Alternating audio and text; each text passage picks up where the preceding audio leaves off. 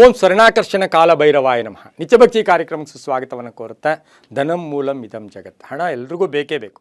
ಆ ಹಣ ಕೆಲವ್ರ ಹತ್ರ ಬರ್ತಾ ಇರುತ್ತೆ, ಹೋಗ್ತಾ ಇರುತ್ತೆ. ಕೆಲವರು ತುಂಬ ಕಷ್ಟಪಟ್ಟು ಹಣವನ್ನು ಬರಮಾಡ್ಕೊಳ್ಳೋಕೆ ಪ್ರಯತ್ನ ಪಡ್ತಾ ಇರ್ತಾರೆ. ಕೆಲವರು ಇರೋ ಹಣವನ್ನು ಬಚ್ಚಿಟ್ಕೊಂಡು ಅದರಲ್ಲೇ ಖರ್ಚು ಮಾಡ್ತಾ ಇರ್ತಾರೆ. ಆದರೆ ಇವತ್ತಿನ ದಿವಸ ನಮ್ಮ ಹಿಂದೂ ಸನಾತನ ಸಂಸ್ಕೃತಿಯಲ್ಲಿ ಪರಂಪರೆಗಳಲ್ಲಿ ಹಣವನ್ನು ಆಕರ್ಷಿಸ್ಕೊಳ್ಳೋಕ್ಕೆ ನಾವು ಜಾಸ್ತಿ ಹಣ ಅದು ಡೇಂಜರ್.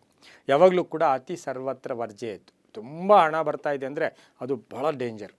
ಆದರೆ ಇವತ್ತು ಜೀವನ ನಿರ್ವಹಣೆ ಇರ್ಬೋದು, ಅಥವಾ ಒಂದು ದಿನಕ್ಕೆ ಎಕ್ಸ್ಟ್ರಾ ಆಗೋಷ್ಟು ಸಂಪಾದನೆ ಮಾಡಿಕೊಂಡ್ರೆ ಅದು ಗ್ರೇಟ್.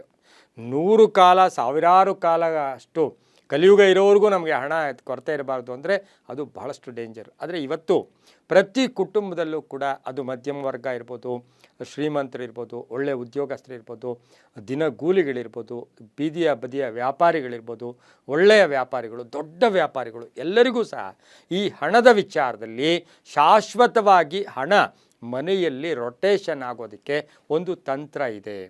ಆ ತಂತ್ರ ಏನು, ಅದರ ವಿಶೇಷಗಳನ್ನು ಇವತ್ತಿನ ದಿವಸ ನಾವು ತಿಳ್ಕೊಳ್ಳೋಣ. ಈ ತಂತ್ರ ಮಾಡಿದ್ದೆ ಆದರೆ ಹಣ ನಿಮ್ಮ ಮನೆಯಲ್ಲಿ ಶಾಶ್ವತವಾಗಿ ಇರೋದಕ್ಕೆ ಪ್ರಯತ್ನ, ಅಂದರೆ ಶಾಶ್ವತವಾಗಿ ಆಕರ್ಷಣೆಯನ್ನು ಆ ಮನೆ ಕೂಡ ಪಡ್ಕೊಳ್ಳುತ್ತೆ. ಯಾಕೆಂತ ಹೇಳಿದ್ರೆ ಇವತ್ತು ಮನೆ ಕಟ್ಕೊಳ್ಳೋಕ್ಕಾಗ್ಬೋದು, ವಿವಾಹಕ್ಕಾಗ್ಬೋದು, ಹಾಗೆ ಮಕ್ಕಳ ಫೀಸ್ಗಾಗ್ಬೋದು, ಹಾಗೆ ಕುಟುಂಬ ನಿರ್ವಹಣೆ ಇರ್ಬೋದು, ಮಾಸಿಕ ನಮ್ಮ EMIಗಳಿರ್ಬೋದು, ಇವೆಲ್ಲಕ್ಕೂ ಸಹ ಹಣವನ್ನು ಯಾವ ರೀತಿ ಹಣ ಆ ಮನೆಗೆ ಆಕರ್ಷಣೆ ಆಗಬೇಕು ಅದಕ್ಕೇನು ಮಾಡ್ತೀವಿ ನಾವು. ಎಷ್ಟೋ ಜನ ಹಳೆಯ ಕಾಲದಲ್ಲಾದರೆ ಕಬ್ಬಿಣದ ಪೆಟ್ಟಿಗೆಗಳಿರ್ತಾಯಿತ್ತು. ಅದಾದ ನಂತರ ಬೀರುಗಳು, ಕಬ್ಬಿಣದ ಬೀರುಗಳು ಬಂತು. ಅದಾದ ಮೇಲೆ ಈಗ ಲಾಕರ್ಸ್ ಅಂತಿರುತ್ತೆ, ಅದರ ಜೊತೆಗೆ ಸೀಕ್ರೆಟ್ ಲಾಕರ್ಸ್ ಇಟ್ಟಿರ್ತಾರೆ. ನಾವು ಕುಟುಂಬ ಮನೆಯೊಳಕ್ಕೆ ಹೋದಾಗ ಎಲ್ಲಿ ಏನಿಟ್ಟಿದ್ದಾರೆ ಅಂತ ಗೊತ್ತಾಗಲ್ಲ.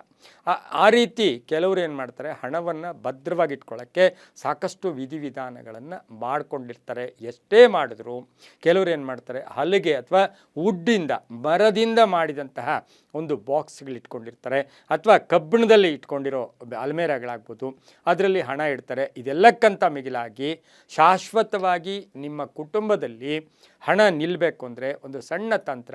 ಆ ತಂತ್ರ ಬೇರೆ ಏನೂ ಅಲ್ಲ, ಮಡಿಕೆಯಿಂದ ಅಂದರೆ ಮಣ್ಣಿನಿಂದ ಮಾಡಿದಂತಹ ಒಂದು ಹುಂಡಿ. ಮಣ್ಣಿನಿಂದ ಮಾಡಿದಂತಹ ಒಂದು ಹುಂಡಿಯನ್ನು ನಿಮ್ಮ ಮನೆಯಲ್ಲಿ ನೈಋತ್ಯ ಭಾಗದಲ್ಲಿ, ಮಣ್ಣಿನಿಂದ ಮಾಡಿದ ಹುಂಡಿ ಮನೆಯಲ್ಲಿ ನೈಋತ್ಯ ಭಾಗದಲ್ಲಿ, ಅದಕ್ಕೆ ಅರಿಶಿನ ಕುಂಕುಮವನ್ನು ಹಚ್ಚಿ ಅದರ ಮೇಲೆ ಒಂದು ಸ್ವಸ್ತಿಕ್ ಚಿಹ್ನೆಯನ್ನು ಬರೆದು ಅದರಲ್ಲಿ ಒಂದು ತಾಮ್ರದ ನಾಣ್ಯವನ್ನು ಹಾಕಿ, ಅದರ ಜೊತೆಗೆ ನೀವು ಒಂದಷ್ಟು ಕಾಯಿನ್ಸ್ ಹಾಕ್ಕೊಳ್ಳಿ, ತೊಂದರೆ ಇಲ್ಲ.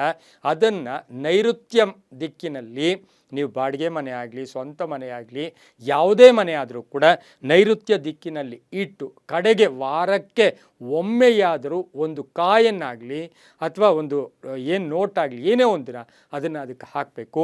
ವರ್ಷಕ್ಕೆ ಒಮ್ಮೆ ಅದನ್ನು ಒಡಿಬೇಕು. ಅಂದರೆ ಅದನ್ನು ರಿಮೂವ್ ಮಾಡಿ ಅದರಲ್ಲಿರ್ತಕ್ಕಂಥ ಹಣ, ನಿಮ್ಮಲ್ಲಿರ್ತಕ್ಕಂಥ ಮಕ್ಕಳು ದೇವತಾ ಸ್ವರೂಪರು, ಅವರ ಫೀಸ್ಗಾಗಿ, ಅವರ ಬಟ್ಟೆಗಳಿಗೆ, ಅಥವಾ ಅವರಿಗೆ ಬೇಕಾದಂಗೆ ಆ ಹಣವನ್ನು ಉಪಯೋಗಿಸ್ಕೋಬೋದು. ದೇವತಾ ಕಾರ್ಯಗಳಿಗೆ ಉಪಯೋಗಿಸ್ಕೋಬೋದು, ಕ್ಷೇತ್ರಗಳಿಗೆ ಹೋಗುವಾಗ ಉಪಯೋಗಿಸ್ಕೋಬೋದು. ಆದರೆ ಆ ಒಂದು ಮಣ್ಣಿನ ಆ ಒಂದು ಹುಂಡಿ ಏನಿರುತ್ತೆ ಅದು ಒಡೆದ ತಕ್ಷಣವೇ ಮತ್ತೊಂದು ಹುಂಡಿಯನ್ನು ಇಟ್ಕೊಂಡಾಗ ಆ ಮನೆಯಲ್ಲಿ ಹಣದ ಕೊರತೆ ಇರೋದಿಲ್ಲ. ಹೇಗೆ ಹಣ ಬರ್ತಾ ಇದೆ ಅಂತ ಗೊತ್ತಾಗೋದಿಲ್ಲ. ಆದರೆ ವಾರಕ್ಕೊಮ್ಮೆಯಾದರೂ ಅಟ್ಲೀಸ್ಟ್ ಶುಕ್ರವಾರವಾದರೂ ಆ ಹುಂಡಿ, ಮಣ್ಣಿನ ಹುಂಡಿಯನ್ನು ನೀವು ನಿಮ್ಮ ಕುಲದೇವರನ್ನು ಜ್ಞಾಪಕ ಮಾಡಿಕೊಂಡು ಅದನ್ನು ಮುಟ್ಟಿದ್ರೆ ನಿಮಗೆ ಹಣದ ಕೊರತೆ ಬರೋದಿಲ್ಲ. ಇದೇನು ಖರ್ಚಾಗೋದಿಲ್ಲ, ಇದಕ್ಕೇನು ಜಾಸ್ತಿ ವಿಚಿತ್ರವಾದ ವಸ್ತುಗಳು ಬೇಕಾಗಿಲ್ಲ. ಕೇವಲ ಮಣ್ಣಿನಿಂದ ಮಾಡಿದಂಥ ಹುಂಡಿ. ಯಾಕೆಂದರೆ ಇವತ್ತು ನಾವು ಗಮನಿಸ್ಬೋದು, ಭೂಮಿಯಲ್ಲಿರ್ತಕ್ಕಂಥ ನಿಧಿಗಳು ಯಾರಿಗೆ ಅದೃಷ್ಟ ಇದೆಯೋ ಅವ್ರಿಗೆ ಮಾತ್ರ ಸಿಗ್ತಾ ಇದೆ, ಎಲ್ಲರಿಗೂ ಸಿಗೋದಿಲ್ಲ. ಆ ರೀತಿ ಸಂಪತ್ತು ಅನ್ನೋದು ಅದು 1 ರೂಪಾಯಿಯಿಂದ ಎಷ್ಟೋ 100 ಕೋಟಿಯ ತನಕ ಅದನ್ನು ಸಂಪತ್ತೇ ಅಂತೀವಿ. ಆ ಒಂದು ಸಣ್ಣ ಮಣ್ಣಿನ ಕುಡಿಕೆಯಲ್ಲಿ ನೀವು ಹಣವನ್ನು ಸಂಗ್ರಹಿಸೋದಕ್ಕೆ ನೀವು ಶುರು ಮಾಡಿದರೆ ನಿಮ್ಮ ಕುಟುಂಬದಲ್ಲಿ ಹಣಕ್ಕೆ ಕೊರತೆ ಇರೋದಿಲ್ಲ ಅಂತ ಹೇಳ್ತಾ, ಎಲ್ಲವೂ ನಂಬಿಕೆಯ ಆಧಾರ ಅಂತ ಹೇಳ್ತಾ, ಸರ್ವೇ ಜನಾಃ ಸುಖಿನೋ ಭವಂತು, ಸಮಸ್ತ ಸನ್ಮಂಗಳಾನಿ ಭವಂತು.